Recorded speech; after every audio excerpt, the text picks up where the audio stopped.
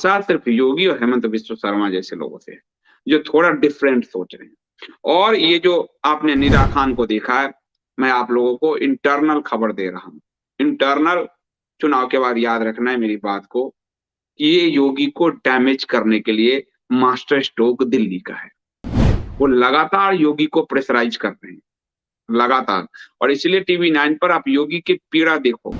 अयोध्या आंदोलन की शुरुआत गोरखपीठ से शुरू होती है और अयोध्या मैं राजनीतिक कारणों से नहीं जाता, आस्था के साथ जाता हूं, श्रद्धालुओं की समस्या का समाधान करने के लिए जाता हूं। पीड़ा क्या है?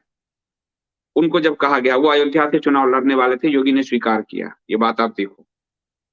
वो ऐसे कह सकते हैं कि कार्यकर्ता मैं हूं, जहां से पार्टी कहेगी लड़ेंगे, लेकिन उनकी पीड़ा देखो कि अयोध्या मेरे लिए राजनीति नहीं है, यानी कोई राजनीति कर रहा है।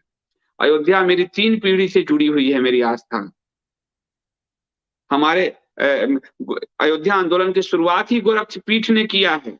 ये किसको वो संदेश दे रहे हैं कि अयोध्या उनकी आस्था से जुड़ा है? गोरक्षपीठ ने ही आंदोलन शुरू किया है। गोरक्ष और हमारे लिए वो आस्था के केंद्र है, राजनीति नहीं। अगर अयोध्या से वो खड़े हो जाते तो सबसे बड़े हिंदुत्व के ब्रांड एम्बेसडर नहीं हो जाएंगे? अयोध्या तो इतना बड़ा है, इसलिए उनको उनके ही घर में, वहां तो जीतेंगे ही गोरखपुर में, वो जितना ही है, और उनके ही घर में, क्योंकि गोरखपुर के साथ उनका नाम है, तो कुछ बड़ा धमाका नहीं। और अयोध्या से वो जीत जाते हैं तो वो उनका जो वर्ल्ड लीडर का आइकन है। तो योगी का वो वीडियो मैंने शेयर किया, उसको जरा ध्यान से सुनो कि एक मुख्यमंत्री को क्यों कहना पड़ रहा है कि अयोध्या मेरी आस्था, मेरी 3 पीढ़ी की आस्था है। हमने अयोध्या आंदोलन गोरक्षपीठ से शुरू हुआ है, वो मेरे लिए राजनीति नहीं है। वो किसको कह रहे हैं जो राजनीति कर रहा है अयोध्या पर? और ये जो धीरे धीरे मुस्लिम, ताकि हिंदुओं में जो गुस्सा बढ़े, 300 से कम रहे योगी। और आज एक और बात बता देता हूं, एक दलित महिला को तैयार कर रखा है मुख्यमंत्री के लिए, इसलिए आपको बता दे रहा हूं। फिर महिला के नाम पे कोई विरोध नहीं करेगा, दलित है फिर कोई विरोध नहीं करेगा। और 40 साल बाद सरोजिनी नायडू के बाद कोई महिला आई, इस नाम का ढोल पीटा जाएगा। ये तभी बच सकते हैं हम जब यूपी की जनता 300 प्लस सीट दे। मेरी बात नहीं पसंद आती हो, कोई बात नहीं, वोट करो जाके योगी जी को 300 प्लस दो। मैं यूपी का वोटर नहीं हूं, लेकिन मैं आपको बता दे रहा हूं, इंटरनल खबर आपको बता रहा हूं। 125 सीटों पे स्थिति ये खराब किया है, इन्होंने खराब की है, इन्होंने खराब की है योगी को डैमेज करने के लिए। पर आपको कोई मास्टर स्ट्रोकवादी नहीं बताएगा, चैनल नहीं बताएगा। तो ये जो नीदा फीदा ला रहे हैं, वो उनका यही मतलब, इन पर प्रेशराइज करने के लिए। क्योंकि योगी साफ खेला। आज योगी ने क्या कहा?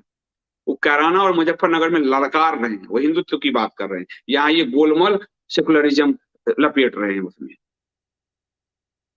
हेमंत बिस्व शर्मा ने कहा 34% वोट नहीं चाहिए, जीता।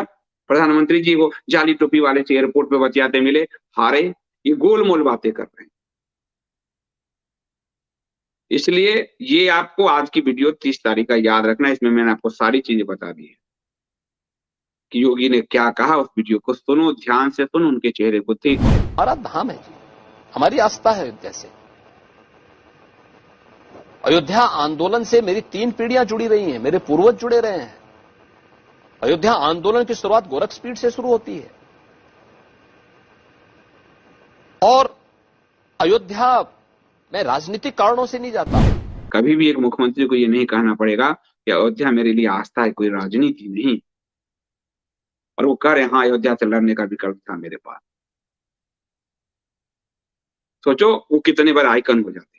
क्या वजह है कि अयोध्या में राम जी की मूर्ति बनी हुई नहीं लग पा रही है सरयू नदी में? क्योंकि वो सरदार पटेल की मूर्ति से ऊंची जा रही थी, इसलिए लग नहीं पा रही है। पूछो जाके अयोध्या के लोगों से, वो मूर्ति बन के खड़ी है कि नहीं खड़ी है, राम जी की मूर्ति? लेकिन वो सरदार पटेल की ऊंचाई को ऊंचा जा रहे थे, वो मूर्ति, राम की मूर्ति भी रह गई है। क्योंकि देश में उससे बड़ी मूर्ति कोई हो नहीं सकती सरदार से। तो पता करो, मैं जो कह रहा हूं उसको पता करो सब, मुझे गाली देने से अच्छा। और मेरी हर बात सही होती है आगे जाके, तो मुंह फिर लोग बिचकाते हैं। मेरे अपने सोर्स हैं, इतनी लंबी पत्रकारिता है, और मेरे जो कैलकुलेशंस हैं वो लगभग ठीक इसलिए होते हैं क्योंकि लंबी पत्रकारिता साफ सुथरा किया है। बता तो करो कि राम की मूर्ति कौन लगने से रोके होंगे सरयू नदी में? जो तांबे का योगी जी ने घोषणा की थी, चुनाव से पहले लगना था, क्यों नहीं लग पा रहा? लेकिन ये सिर्फ ईगो की लड़ाई है। इस दौर में हिंदुत्व का सबसे बड़ा आइकन मैं, ये हिंदू धर्म की लड़ाई नहीं। और उसमें कि हम सबको ले लिए, ये अकेला हिंदू रह गया, ये अकेला हिंदू, सबको लेके सर्वसमावेशी गांधी बन गए, वो बीमारी सबको लेके हुई है, नेहरू को, गांधी को, सब। ये बड़ी समस्या है इस राजनीति की। भारत की राजनीति ने समाज को बड़ा खोखला किया है, हिंदू समाज को खोखला किया, धर्म समाज सबको खोखला किया। भारत की राजनीति ने जितना इस देश को बांटा है उतना किसी ने नहीं बांटा। सही मायने में भारत की राजनीति ने जोड़ा नहीं है, देश को तोड़ा है। देखो 70 साल पे, आप देखो इस चीज को। आप जब जुड़ना चाहते हो आपको जाति में तोड़ देते हैं, जाति के बाद उपजाति में तोड़ देते हैं, आप कभी एक हो नहीं पाओ। हिंदुओं को सबसे ज्यादा क्षति भारत की राजनीति ने पहुंचाई, लेकिन आंख खोलने की जगह भेड़ों की तरह नेता नेता करते रहते हैं। मैंने नहीं किया, मैं भी तो किताब लिखा सब कर रहा हूं, फिर भी मैं साफ बोल रहा हूं ना, क्योंकि उस समय वो धर्म था, इस समय ये धर्म। काशी में पूछना जरा योगी जी का कितना चला, योगी जी की बैठाई हुई मूर्ति उखाड़ दिया गया है और फोटो दिखाया, तब भी लोगों को भरोसा नहीं। जो योगी जी ने स्थापित की उसको हटा दिया, यानी मुख्यमंत्री की ये गरिमा रही। ये हिंदुओं के लिए नहीं, खुद हिंदू आइकन बनने की लड़ाई लड़ी जा रही।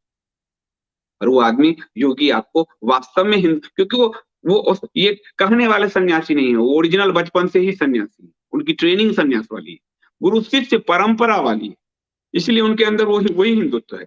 दिग्विजय नाथ जब युवा युवा थे, और दिग्विजय नाथ बप्पा रावल राणा सांगे इन्हीं के खानदान से, उनकी कथा मैंने राजयोगी में लिखी थी, अब वो है नहीं, अब मैं उसको रिवाइज कर नहीं पाया चुनाव से पहले।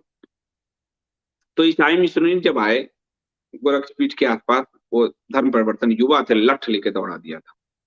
अंग्रेज सरकार थी, अंग्रेज सरकार फांसी देने वाली थी उनको, कैसे कैसे लोग माफी करके और ये करके छुड़ाया गया। दिग्विजय, और दिग्विजय नाथ का नाम भी, महात्मा गांधी आज मरे ना, वो नाम आया इनके गुरु का कि दिग्विजय नाथ ने नाथुराम को गोली दी, बंदूक दिया। हालांकि ये बाद में खबर छूटी निकली, पर दिग्विजय नाथ तो वो उग्र हिंदुत्व के रास्ते ही चले, और उन्होंने भारत की राजनीति में पहले ये जो राम मंदिर आंदोलन शुरू ही किया हुआ दिग्विजय नाथ का है। और आप जो बीच में देखते हो विश्व हिंदू परिषद हाथ पाई, उसके पूरे संत शंकराचार्यों को एक साथ लाया कौन? महंत अवेद्यनाथ, दिग्विजय योगी आदित्यनाथ जी के गुरु और दिग्विजय नाथ जी के शिष्य थे, और उसको आगे ले कौन गया? योगी आदित्यनाथ। आज उनको अयोध्या नहीं मिली, उनकी बनाई वो मूर्ति नहीं लग रही। गर्भगृह में कोरोना काल में भगवान राम ने उनके ही हाथ से उठना स्वीकार किया, गर्भगृह में मूर्ति उन्हीं के हाथ से रखी गई। परमात्मा बहुत ताकतवर है, बता रहा हूं। तो 300 प्लस दीजिए यदि अपने भविष्य सुधारना चाहते हैं, 300 प्लस दीजिए, चाहे कैंपेन कीजिए। और अब मैं कल से यूपी इलेक्शन पे ही फोकस रखता हूं ज्यादातर, क्योंकि योगी जी को जिताना जरूरी है यदि भारत के भविष्य को बनाना है, हिंदुओं के भविष्य को बनाना है तो, क्योंकि उस गोरक्षपीठ से ही हिंदू राष्ट्र की ध्वनि गूंजती रही।